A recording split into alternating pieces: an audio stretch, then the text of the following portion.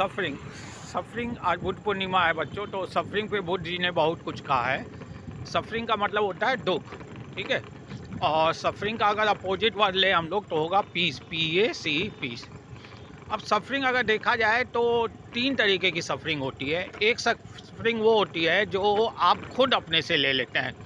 जैसे आपने किसी से अपने आप को कंपेयर कर लिया तो आपको दुख होगा, या आपने कोई चाहत ले ली कि मुझे ये चाहिए या वो चाहिए तो डिजायर हो गए, तो ये भी एक सफरिंग के कारण है। ये छोटे से सफरिंग के कारण है, इसको आप इजीली हटा सकते हैं जस्ट बाई जो डिजायर है, जो कंपैरिजन है, इन सबको छोड़ के। तो बहुत ही आसान है। दूसरा सफरिंग हो जाता है कि जो आपको सरकमस्टांसेस से मिलती है, जो आपको लोगों से मिलती है, या कह लीजिए ईश्वर से मिलती है। जैसे कि आप मान लीजिए गरीब हैं, खाने के लिए नहीं है, या मान लीजिए आपका एक हाथ पैर नहीं है, या मान लीजिए आपका कोई रिलेटिव ही मर गया। तो ये जो दुख है, ये जो सफरिंग है, ये जो है एक किस्म से परमानेंट सफरिंग होती है। और इसका केवल दो ही सलूशन है। चाहे आप योगा कर लीजिए, चाहे आप ईश्वर का नाम ले लीजिए, चाहे आप मेडिटेशन कर लीजिए, सब कुछ जो है इसको कम तो कर सकता है, लेकिन इसको एंड नहीं कर पाएगा। इसका केवल एक ही सलूशन है, वो है टाइम एंड वर्क।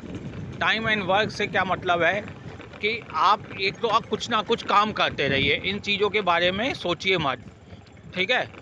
तो काम करते रहेंगे तो आपका दिमाग उस काम पे लगेगा और सफरिंग के बारे में आप कम सोचेंगे। और दूसरा है समय। जैसे जैसे समय पास होता जाएगा आपकी सफरिंग अपने आप ऑटोमेटिकली कम होती जाएगी।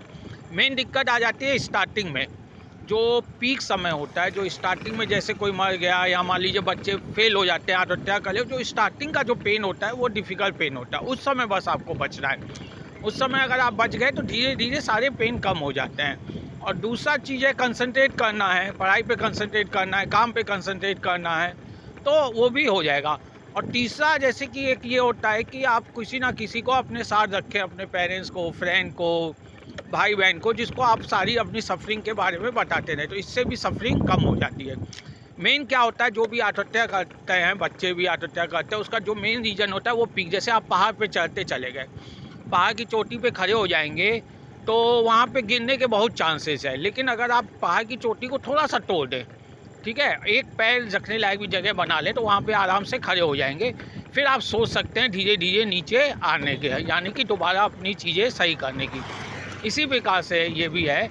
और वो जो चोटी थोड़ी सी काटनी है वो कुछ भी हो सकता है। आपका भाई मदद कर सकता है, आपका बहन मदद कर सकता है, या गुरु मदद कर सकता है। एक चीज़ आप अपने पास रखिए।